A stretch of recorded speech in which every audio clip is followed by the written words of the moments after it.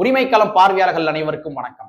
இன்னைக்கான அரசியல் களத்துல எது சம்பந்தமாக விவாதிக்க போறோம் அப்படின்னா, நம்ம இந்திய நாடே திரும்பி பார்க்கின்ற அளவிற்கான ஒரு வரலாற்று சம்பவம் நம்ம தமிழ்நாட்டில் நிகழ்ந்திருக்கின்றது. Yes, the one and only OPS அவர்கள் இன்று முதல் திராவிட முன்னேற்ற கழகத்தில் தன்னை இணைத்துக் கொண்டுள்ளார். இதுவரைக்கும் ஓபிஎஸ் என்று அழைக்கப்பட்டு கொண்டிருந்த ஓபிஎஸ் அவர்கள் இன்று முதல் ஊபிஎஸ் என்று அழைக்கப்படுவார். இந்த மாதிரி சேர்ந்த உடனே நம்ம திராவிட முன்னேற்ற கழகத்தை சார்ந்தவர்கள் சமூக வலைத்தளங்கள்ல என்ன எழுதுறாங்க தெரியுமா? தென்பாண்டி சிங்கம்டா ஓபிஎஸ். யாரு? ஓபிஎஸ் தென்பாண்டி சிங்கமா. அதே மாதிரி ஓபிஎஸ் சமூக நீதி காவலர்டா. இந்த மாதிரிலாம் பயிர் ஓடுகின்ற காட்சிகளை பார்க்க முடிகின்றது. எப்பா, எங்களால உங்களை மாதிரி உடனடி பச்சோந்தியாக மாறவே முடியவே முடியாது. ஏன்னா நாங்க இது நாள் வரைக்கும் பேசிக் கொண்டிருக்கின்ற அரசியல் என்பது சமூக நீதி அரசியல், சனாதன எதிர்ப்பு அரசியல். சனாதன எதிர்ப்பு அரசியல் நாங்க இருந்துகிட்டு நேத்து வரைக்கும் ஒரு சங்கியா இருந்த ஓபிஎஸ் அவர்களை கூப்பிட்டு உள்ள சேர்த்துக்கிட்டு நான் பாஜக எதிர்க்க போறேன்னு சொல்லுவீங்க, சனாதனத்தை எதிர்க்க போறேன்னு சொல்லுவீங்க. உங்களுடைய ஆக்டிவிட்டிஸ் எல்லாம் பார்த்து ஃபயர் விடுகின்ற அளவிற்கு உடனடி பச்சோந்தி நாங்க கிடையாது. எங்களால உடனடியா பயல விட முடியாது. சரிங்களா? அதாவது இந்த அரசியல் சினாரியோ பார்க்கின்ற பொழுது நமக்கு என்ன தோணுது அப்படின்னா, நம்ம தமிழ்நாட்டு மக்கள் இருக்காங்க இல்லையா, தமிழ்நாட்டு மக்களுடைய நெத்தில இவங்க எல்லாருமே கொள்கை தெளிவில்லாத கூமுட்டைகள் அப்படின்னு எது எழுதி இருக்குதா? இல்ல, நான் தெரியாம தான் கேட்கிறேன். தமிழர்கள் எல்லாமே கொள்கை தெளிவில்லாத கூமுட்டைகள் அப்படின்னு எது எழுதி இருக்குதா? நேத்து வரைக்கும் ஓபிஎஸ் அவர்களை டயர் நெக்கின்னு சொன்னீங்க. நேத்து வரைக்கும் ஓபிஎஸ் மேல ஊழல் குற்ற வழக்கு இருக்கு அப்படின்னு சொன்னீங்க, குற்றச்சாட்டு இருக்குன்னு சொன்னீங்க. ஆனா இன்னைக்கு ஓபிஎஸ் அவர்கள் திராவிட முன்னேற்ற கழகத்துக்குள்ள வந்த உடனே அவர் தென்பாண்டி சிங்கமா மாறிட்டாரு, சமூக நீதி காவலராவது மாறிட்டாரு. இது எப்படி நம்மளால ஏற்றுக்கொள்ள முடியும்? அதான் நான் கேட்கிறேன். தமிழ்நாட்டு மக்கள் எல்லாருமே கொள்கை தெளிவில்லாத கூமுட்டைகள் நினைச்சுக்கிறீங்களா நீங்க?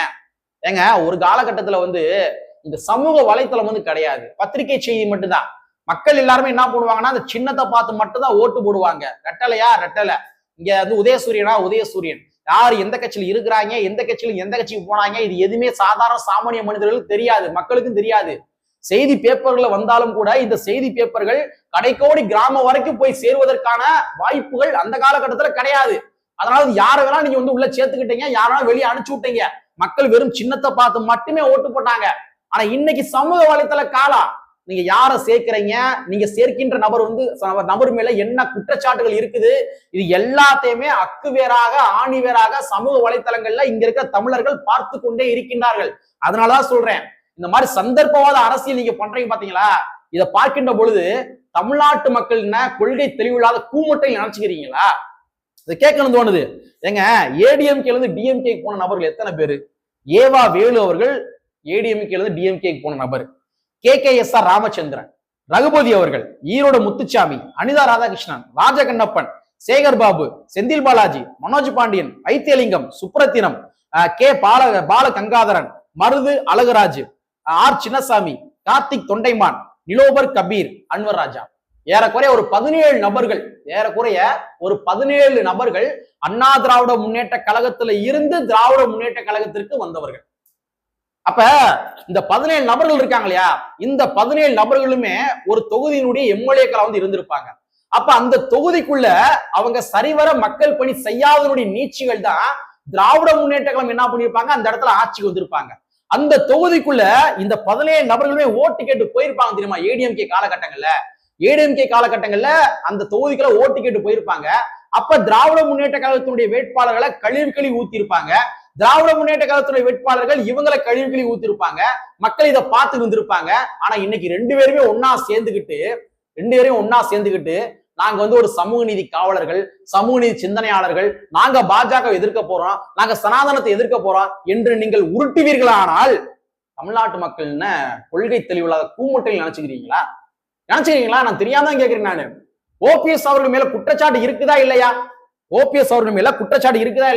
கடந்த 2021 இருந்து 2006 வரைக்கும் வருவாய்த்துறை அமைச்சராக ஓபிஎஸ் அவர்கள் இருந்த பொழுது அவர் வருமானத்திற்கு அதிகமாக சொத்து சேர்த்தார் என்று அவர் மீது வழக்கு பதிவு செய்யப்பட்டுள்ளது. 374% அதிகமாக சொத்து சேர்த்திருக்காராமா. 100 கிடையாது, 200 கிடையாதுங்க, 374, ஏறக்குறைய 400% அளவிற்கான சொத்து வருமானத்தை விட அதிகமா சேர்த்திருக்காராமா. அப்படின்னு சொல்லி கடந்த 2006 என்ன பண்ணிருக்காங்க, லஞ்ச ஒழிப்புத்துறை வழக்கு பதிவு பண்ணிருக்காங்க 2006. அதற்கு பின்பாக 2009 குற்றப்பத்திரிகை தாக்கல் பண்றாங்க. அப்பெல்லாம் வந்து டிஎம்கே உடைய ஆட்சி குற்றப்பத்திரிகை தாக்கல் பண்றாங்க. அதுக்கு பின்பாக 2011 மறுபடியும் ஏடிஎம்கே ஆட்சிக்கு வந்ததற்கு பின்பாக இந்த வழக்கு வாபஸ் பெறப்படுகின்றது. லஞ்ச ஒழிப்புத்துறை மூலமாக பதிவு செய்யப்பட்ட அந்த லஞ்ச ஒழிப்பு வழக்கு என்பது வாபஸ் செய்யப்படுகின்றது. 2011 வாபஸ் செய்யப்படுகின்றது. அதற்கு பின்பாக 2024 மறுபடியும் சென்னை உயர்நீதிமன்றம் என்ன பண்றாங்க, தாமாக முன் வந்து என்ன பண்றாங்க, அந்த வழக்கை மறுபரிசீலனை செஞ்சு அந்த 2012 ரத்து செய்யப்பட்ட அந்த குற்றச்சாட்டு என்பது செல்லாதுன்னு சொல்லி மீண்டும் உத்தரவு கொடுக்குறாங்க. இப்ப ஓபிஎஸ் அவர்கள் மேல இந்த லஞ்ச ஒழிப்பு வழக்கு என்பது இருந்து கொண்டிருக்கின்றது. இப்ப அவர் வந்து ஒரு ஊழல் குற்றவாளி. இவர் யார்? ஓபிஎஸ் அவர்கள்.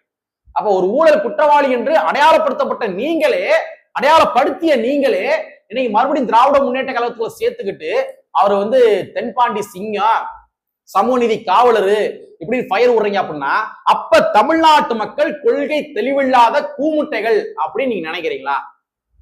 தெரியாம தான் கேட்கிறேன். ஏங்க இப்ப கூட சமூக வலைத்தளங்கள ஒரு வீடியோ வைரலா போய்க்கிறீங்க. நம்ம முதலமைச்சர் அவர்கள் மு.க. ஸ்டாலின் அவர்கள் ஓபிஎஸ் அவர்களை வந்து ஊழல் குற்றவாளி அப்படின்னு அட்ரஸ் பண்றாரு. அந்த காட்சி சமூக வலைத்தளங்கள பயங்கரம் வைரலா போய்க்கிருக்குது. அப்ப எங்களெல்லாம் பார்த்தா கொள்கை தெளிவில்லாத கூமுட்டைகள் தோணுதா உங்களுக்கு? இன்னொன்னு தகவல் சொல்லவா? கடந்த 2017, 2018 இந்த இடைப்பட்ட காலகட்டங்கள்ல அறப்போர் இயக்கமும் திராவிட முன்னேற்ற கழகமும் சேர்ந்து என்ன பண்றாங்க, ஓபிஎஸ் மேல இன்னொரு புகாரையும் கொடுக்குறாங்க. வருமானத்துக்கு அதிகமா சொத்து சேர்த்துட்டாரு அப்படின்னு சொல்லி இன்னொரு புகார், எக்ஸ்ட்ரா ஒரு புகார் வந்து கொடுக்குறாங்க. 2018 இருந்து 2021 வரைக்கும் ஓபிஎஸ் உள்ளிட்ட அண்ணா திராவிட முன்னேற்ற கழகத்தினுடைய இதர பின்ன தலைவர்கள் இருப்பாங்க தெரியுமா, அவங்க மேலேயும் என்ன பண்றாங்க, நம்ம திராவிட முன்னேற்ற கழகம் ஆளுநர்கிட்ட போய் வந்து என்ன பண்றாங்க, ஒரு புகார் வந்து கொடுக்குறாங்க. இந்தந்த எம்எல்ஏக்கள் மேல, இந்தந்த அமைச்சர்கள் மேல ஊழல் குற்றச்சாட்டு வந்து அதிகமா இருக்குது, நடவடிக்கை எடுக்க வேண்டும் அப்படின்ற மாதிரி கொடுக்குறாங்க. ஆனா இன்னைக்கு ஓபிஎஸ் அவர்களை நீங்க கட்சிகளை சேர்த்துக்கிட்டீங்க. இப்ப அவர் தென்பாண்டி சிங்கம், சமூக நீதி காவலர். 2024 வைத்தியலிங்கம் இருக்கா இல்லையா, திராவிட முன்னேற்ற கழகத்தினுடைய அண்ணா திராவிட முன்னேற்ற கழகத்தினுடைய வைத்தியலிங்கம் அவர்கள், அவர் மேல நம்ம தமிழ்நாட்டு அரசாங்கம் லஞ்ச ஒழிப்புத்துறை ஒரு புகார் போட்டிருக்காங்க, ஒரு வழக்கு பதிவு பண்ணிருக்காங்க. ஆனா வைத்தியலிங்கத்தையும் என்ன பண்றீங்க, திராவிட முன்னேற்ற கழகத்துல சேர்த்துக்கிறீங்க. அப்ப ஒரு ஊழல்வாதி என்று நீங்களே அடையாளப்படுத்தி விட்டு நீங்க உங்களுடைய கட்சிகளை சேர்த்துக்கிறீங்க அப்படின்னா, அப்ப அவர் ஊழல்வாதியா இல்லையா? அப்ப நீங்க தயார் செய்த இந்த பட்டியல் இருக்கு இல்லையா, ஊழல் பட்டியல், அது நீங்க தவறா தயார் செஞ்சிருக்கீங்க எடுத்துக்கலாமா? ஒண்ணும் புரியல. அப்ப நீங்க திராவிட முன்னேற்ற கழகம் என்ன நினைக்கிறீங்க அப்படின்னா, தமிழ்நாட்டு மக்களை கொள்கை தெளிவில்லாத கூமுட்டையில் நினைக்கிறீங்களா? இந்த கேள்வி கேட்டே ஆகணும். கொள்கை தெளிவில்லாத கூமுட்டை நினைக்கிறீங்களா? இல்ல என்ன கேட்கிறேன்னா, உங்களுடைய கொள்கை கோட்பாடுகள் தான் என்ன? நாங்க பாஜகவை எதிர்க்க போறோம் அப்படின்னு சொல்றீங்க அப்படின்னா, பாஜகவுடைய கைக்கூலியவே உள்ள சேர்த்துக்கிறீங்க. பாஜகவுடைய கைக்கூலியா யார் யாரெல்லாம் இது வரைக்கும் இருந்தாங்களோ அவங்க எல்லாத்தையும் கூட்டு உள்ள சேர்த்துக்கிறீங்க. மைத்ரேயன் ஒரு ஆர்எஸ்எஸ் காரு, அவரை கூப்பிட்டு உள்ள சேர்த்துக்கிறீங்க. மக்கள் நீதி மையத்தினுடைய கமலஹாசன் அவர்கள் கட்சி ஆரம்பித்த பொழுது அவர் சங்கின்னு சொன்னீங்க, இப்ப அவரையும் சேர்த்துக்கிறீங்க. ரஜினிகாந்த் கட்சி ஆரம்பிக்க போறேன்னு சொன்னோடனே அவரை சங்கின்னு சொன்னீங்க, இப்ப அவரையும் உள்ள சேர்த்துக்கிட்டீங்க. அப்ப யார் யாரெல்லாம் கட்சி ஆரம்பிக்கிறாங்களோ அவங்க எல்லாம் சங்கி, அவங்க உங்களுடைய கட்சிக்குள்ள வந்தோடனே அவங்க வந்து நல்லவங்க. இப்ப உங்களுடைய கொள்கை தான் என்ன? அப்ப நான் என்ன கேட்கிறேன்னா, மக்கள் கொள்கை தெளிவில்லாத கூமுட்டைகள் நினைச்சுக்கிறீங்களா நீங்க? உங்களுடைய கொள்கை தான் என்ன? ஏங்க பாஜக கூட அவங்களுடைய கொள்கை கோட்பாடுகள் அவங்க கரெக்டா இருக்காங்க. என்னுடைய கொள்கை சனாதன கொள்கை, ஆமா சனாதன கொள்கை, நான் அப்படிதான் இருப்பேன்றான். நான் வந்து ஒரு ராமர் அரசியல் நிறுவேன் அப்படின்றான். ஆமா ராமர் அரசியல அவன் பண்றான், மாட்டுக்கறி அரசியலும் பண்றான், மாட்டு மூத்திர அரசியல பண்றான். அவனுடைய கொள்கை சனாதன கொள்கை, மாட்டுக்கறி அரசியல், அதே மாதிரி வந்து மாட்டு மூத்திர அரசியல், அந்த அரசியல அவன் தெளிவா பண்றான். அவன் கொள்கையை விட்டு எங்கேயும் விட்டு கொடுப்பது கிடையாது. ஆனா நீங்க என்ன பண்றீங்க, பெரியாரிசம் சொல்லிக்கிறீங்க, ஆனா நாயுடு பேர்ல பாலம் அமைக்கிறீங்க. பெரியாரிசம் சொல்லிக்கிறீங்க, சாதி சங்க மாநாடு போய் கலந்துக்கிறீங்க, ரெட்டியார் மணல கலந்துக்கிறீங்க, செட்டியார் மணல கலந்துக்கிறீங்க, இசை வேளாளர் சங்க மாநாடு போய் கலந்துக்கிறீங்க. இதுல பின்ன சாதி சார்ந்த அத்தனை நிகழ்ச்சிகளும் போய் கலந்துக்கிறீங்க. ராஜ்கவுண்டு சொல்லி 19 முறை நம்ம துணை முதலமைச்சர் உச்சரிக்கிறாரு. இந்த சாதிக்கார பையன் தான் கல்யாணம் பண்ணிக்கணும் என்று சொன்ன கே.சி. பாலுவுக்கு கலைவாமணி விருது கொடுக்குறீங்க, நீங்க நாராயணசாமி நாயுடு விருது கொடுக்குறீங்க. அப்ப அத்தனை சாதி சார்ந்த விடயங்கள் எல்லாத்தையுமே திட்டமிட்டு நீங்க ஊக்குவிக்கிறீங்க. அப்ப உங்களுடைய கொள்கை தான் என்ன? உங்களுடைய கொள்கை என்ன? உங்களுடைய கோட்பாடுகள் என்ன? அப்ப நீங்க என்ன அரசியல் பண்றீங்க? பாஜக இருந்தாங்க அப்படின்னா அவங்க என்ன அரசியல் பண்ணுவாங்களோ அதே அரசியல் நான் பண்றேன், நீ பாஜக போகாத, இதான் உங்களுடைய பாலிடிக்ஸா இருக்குது. இதுக்கு பெரியாரை தூக்கி பிடிக்கிறீங்க நீங்க. நினைக்கிறேன் இதுக்கு எதுக்கு பெரியாரை தூக்கி பிடிக்கிறீங்க? பாஜக என்ன அரசியல் பண்ணுதோ அந்த அரசியலை நான் பண்ண மாட்டேன் என்பதுதான் ஒரு திராவிடத்தினுடைய அரசியலாக இருக்க முடியும். பாஜக என்ன அரசியல் பண்றாங்களோ அந்த அரசியல் நான் ஒருபோதும் பண்ண மாட்டேன். இதுதான் என்னுடைய திராவிட அரசியல், இதுதான் திராவிட அரசியலாக இருக்க முடியும். ஆனா பாஜக என்ன பண்றாங்களோ அதை விட ஒருபடி நானே பண்ணித்தரேன், நீ பாஜக போகாத ஏன்ட்டே இரு. இது பேர் திராவிட அரசியலா? நான் தெரியாம தான் கேட்கிறேன். கலைஞர் அவர்கள் இந்த காலகட்டங்கள்ல ஒரு மாறுவேட போட்டியில ஒரு சின்ன பையன் வந்து திருவள்ளுவருக்கு பூணூல் போட்டு வேஷம் போட்டிருக்கான். கலைஞர் அவர்கள் கேட்டாரு, அது பூணூலை பிடிச்சு பார்த்து கேட்டாரு, திருவள்ளுவருக்கு எதுக்குப்பா பூணூல் கேட்டாரு. அப்பேற்பட்ட சனாதன எதிர்ப்பு போராளி கலைஞர் அவர்கள். ஆனா இன்னைக்கு நீங்க பண்ற அரசியல் என்ன அரசியல்? சாதி ஆதரவு அரசியல், சனாதன ஆதரவு அரசியல். கலைஞர் அவர்கள் இருந்த காலகட்டங்களில் எந்த ஒரு அமைச்சர் பெருமக்களாச்சும் இந்த மாதிரி சாதி சங்க மாநாடு போய் கலந்துக்கிட்டாங்களா? யாரும் கலந்து கொள்ளவில்லை. அந்த அளவுக்கு வந்து ஒரு கட்டுக்கோப்பு இருந்துச்சு, ஒரு அச்சம் இருந்தது. ஆனா இன்னைக்கு அத்தனை எம்எல்ஏக்களும் அத்தனை அமைச்சர் பெருமக்களும் என்ன பண்றாங்க? சாதி சங்க மாநாடு போய் கலந்துக்கிறாங்க. ராமன் எந்த காலேஜ்ல வந்து இன்ஜினியரிங் படிச்சான்னு கேட்டாப்புல நம்ம கலைஞர் அவர்கள். ஆனா இன்னைக்கு நம்ம தமிழ்நாட்டுல முக்கியமான அமைச்சர் அவர்கள் தமிழ்நாட்டுல ராமர் ஆட்சி தாங்க நடக்குதுன்னு சொல்றாரு. தமிழ்நாட்டுல ராமர் ஆட்சி தான் நடக்குதுன்னு சொல்றாரு. பிஜேபி பண்றதுக்கு முன்னாடியே நம்ம திராவிட முன்னேற்ற கழக அரசாங்கம் முருகனுக்கு மாநாடு நடத்துறாங்க. அப்ப பிஜேபி என்ன அரசியல் பண்ணுதோ அதே அரசியல அதை விட அதிகமாவே நான் பண்றேன். இதுக்கு எதுக்குங்க திராவிட அரசியல் பேசுறீங்க நீங்க? தெரியாம தான் கேட்கிறேன். அப்ப தமிழ்நாட்டு மக்களை பார்க்கின்ற பொழுது இவங்க எல்லாம் கொள்கை தெளிவில்லாத கூமுட்டைகள் அப்படின்னு நினைச்சுக்கிறீங்களா நீங்க? ரொம்ப தவறு, ரொம்ப தவறு. இது போன்ற அரசியல் கலைஞர் அவர்கள் இருந்த வரைக்கும் நாங்க பார்த்தது கிடையாது. ஆனா இன்னைக்கு திராவிட முன்னேற்ற கழகம் தடம் மாறி போய் கொண்டிருக்கின்றது. இதை ஒருபோதும் ஏற்றுக்கொள்ள முடியாது.